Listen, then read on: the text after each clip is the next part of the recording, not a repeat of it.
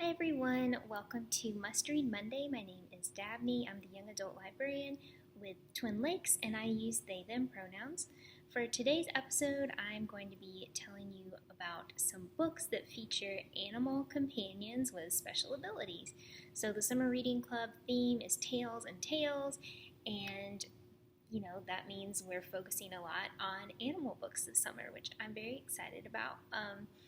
And because YA doesn't have like a huge wealth of books just about animals, we're going to be branching out into all kinds of areas, and we're going to be looking at books about magical creatures like werewolves and mermaids and shifters and all that good stuff.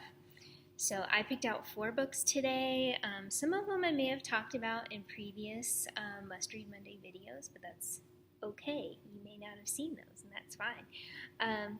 So first off, we've got a graphic novel. This is Moon Girl and the Devil Dinosaur. This is kind of like an all ages graphic novel, or at least it's appropriate for like middle grades and up.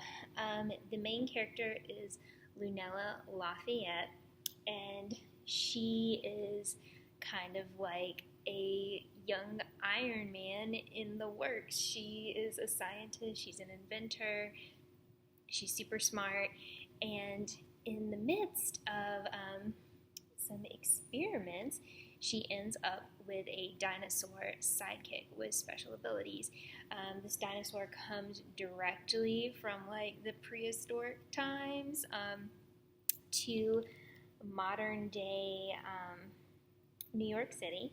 I couldn't remember if it was like a specific place in New York, but and so the dinosaur shows up. They develop this like mental bond, like connection, and so the dinosaur ends up following Lunella around and kind of assisting her with what she's doing, and also causing a lot of chaos because dinosaurs showing up in the middle of a city is gonna be disruptive. There's lots of fun crossovers if you read Marvel comics or are aware of the movies or shows, because this is a Marvel series. So at least in this volume, the Hulk shows up to kind of contain the dinosaur, and they have like a big fight. There's all kinds of cool stuff happening in this. It's very fun. But yeah, so who wouldn't love a dinosaur sidekick? I don't know. Maybe like a little one. I would like a little one. Maybe like one of those really smart ones from like Jurassic Park. I can't remember what they're called. Yeah, the ones that Chris Pratt trained to do things. As long as they understand that they can't eat me, be good. All right, so next up, this is like one of my favorite books. It's really great. It's Elatsue by Darcy Little Badger. And all these books I'm talking about are in the teen collection, by the way. And it has the most amazing illustrations as well. If y'all read, there's a Holly Black book that came out recently about Prince Carden, and it's like the same person does the illustrations. So anyways, this book is about Elatsue, and so she is Lipan Apache, and she has like a special ability, which is that she can see ghosts, and that includes let's see. I was like, I know what I'm talking about, and then yeah. So she can see the ghost of dead animals, and this is a skill that like runs in her family. And her animal sidekick is her dog. He's a ghost dog, and this one and with Moon Girl and the Devil Dinosaur, like they can't actually, like the animals aren't speaking to the protagonist, but they can like still like they have a bond and they can understand each other and support each other. So Alatsue, this is a story about a murder mystery and some supernatural things that are happening. So I believe it's her uncle is murdered, and his spirit visits her in a dream and sort of tells her like he's dead, and people are trying to cover up the truth of what happened. So she ends up going to stay with like her uncle's family during this time to help them out, but also to try to figure out like what happened to him and get justice for him. So it's very, very good. And then there's also other supernatural things going on, as I said. So, for example, her best friend is a guy who has Fae heritage. So he's actually like a prince of the Fae, which, you know, you might be like, oh my gosh, a prince. But apparently there's lots and lots of princes, and he doesn't have like a lot of Fae blood, but he does have some kind of like magical abilities, and they can travel through magic mushroom circles, which is cool. And so like everyone knows that like the Fae exist. So it's like a really interesting take on kind of like a fantasy America where like magic and supernatural stuff happen. And you know, in the process of finding out like what happened to her uncle, they uncover like a huge conspiracy in the town, and that also has like some supernatural stuff going on. So this is just like a really great story. And yeah, ghost dogs, lots of ghost animals. And you know, as the story goes on, Alatsue is kind of unlocking more about her abilities, and there's like a really fantastic scene where she kind of like transports herself into like this prehistoric ghostly setting where there's like, you know, giant prehistoric bugs and animal ghosts crawling all around. Is pretty cool. So yeah, check that one out. Then up next we have a manga series. This is Cat Paradise. There are 5 volumes. It's rated for older teens, mostly for language and violence, though I will say the last volume has an N on it, which means there's a little bit of nudity, so just bear in mind. It's not explicit or anything, but somebody is getting like, they're trying to sacrifice somebody and they lose their clothing. So just be aware of that if that's an issue for you. But this is like one of my favorite like manga artist writers, and he does a bunch of different series. So we have this one, and we have Dimension W, which is also by him. But this one is about Yumi, and so she is going to this special academy where the students are allowed to bring their pet cats.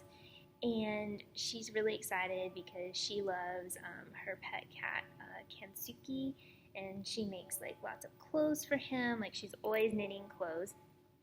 And he is kind of like a scrappy cat.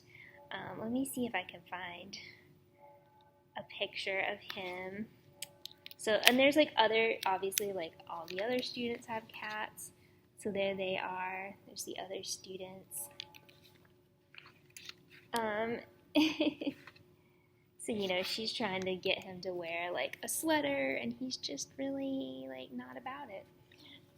But speaking of animal companions with special abilities, Kensuke has the ability to magically transform into kind of like a feral cat boy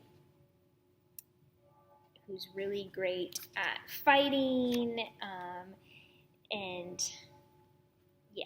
And he's the only cat in this who transforms.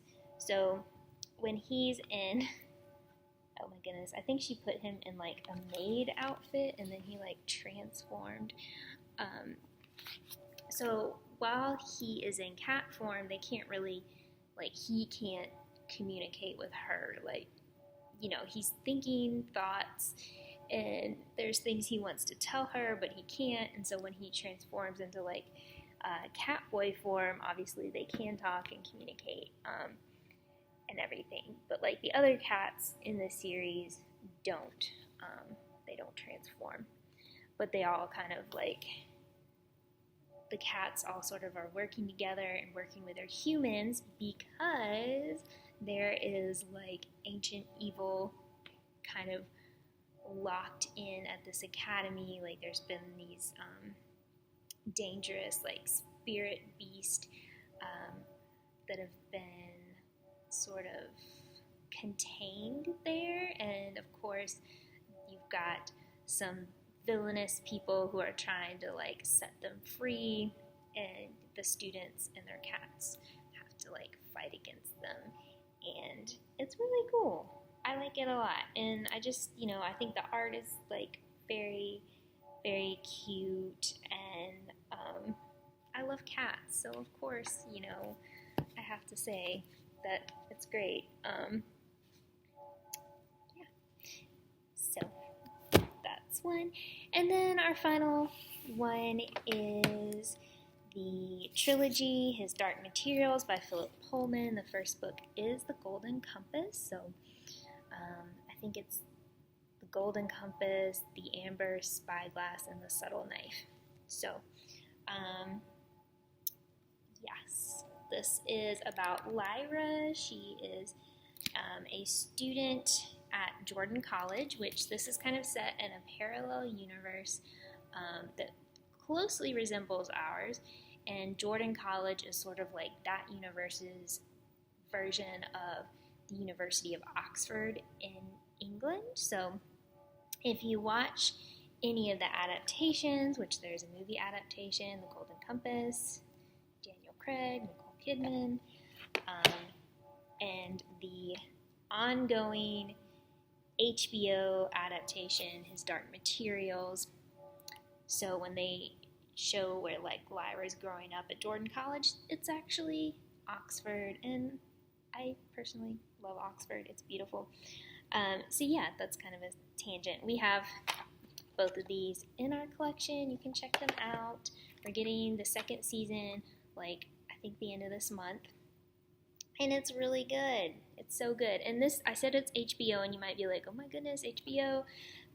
But this is rated like, it's not, like, bonus material is not rated, but the show itself is like PG, basically. So don't. This is PG. This is PG-13. So, if you're curious. Anyway, so Lyra is like growing up in Jordan College in this parallel universe, and the animal companion comes in because in this universe, everyone, it's kind of like everyone's soul like takes the form of an animal, and they call it like their daemon. And so a person and their daemon are like linked. You kill somebody's daemon, you kill the person, you kill the person, and you kill the daemon. And children, their daemon can change forms up until like about a certain time. Somewhere in puberty, the daemon takes on like its final form. And Lyra's, man, my brain right now, I'm like trying to remember the name of her daemon. So cute, but anyways, totally can't remember. Now I'm flipping through and I'm like, it'll be right on the page, right? And then it's not.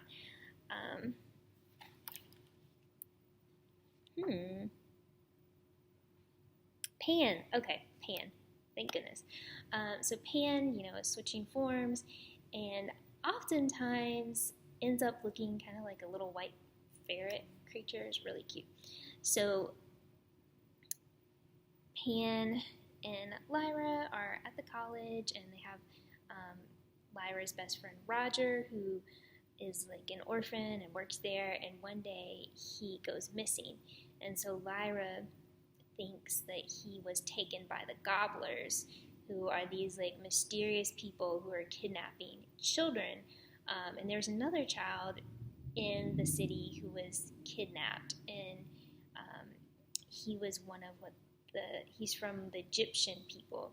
And so Lyra ends up joining with the Egyptians and like kind of, I don't know, like summarizing, but anyways, there's like this hunt for the missing children that Lyra gets involved with. There are some really villainous people in this series because you find out, there's some adults doing really terrible things to children and daemons, but I'm not gonna say anything because of spoilers. But there's like this huge conspiracy that she gets like wrapped up in. So yeah, this is definitely like fantasy adventure with parallel worlds, and that's just like kind of barely scratching the surface. But it's been ages since I read the book, as you can tell, because I was like sitting here like I don't remember. But it's a good series, and I do really recommend the show as well. I thought the casting and acting and everything was phenomenal. So those are my magical animal companion books. I don't know if I said it, but Pan can talk to Lyra, and yeah, all the daemons can talk to their humans, which is really cool. Yes. Okay. So those are magical companion animal books, and we will be continuing on with Must Read Monday next week. If you didn't know, we also have virtual craft programs on Wednesdays, and every other week there will be a take-home craft that you can do. So last week we had candy sushi, so you can watch that video, come by the library, ask for a craft bag, and they'll get that for you. There's also a sign-up link on the website. You can reserve a craft bag that way as well. So yeah, I hope y'all are having a good summer. Please come by the library. We are open at all 3 locations, and you can get lots of young adult books. Okay, see you all next time. Bye.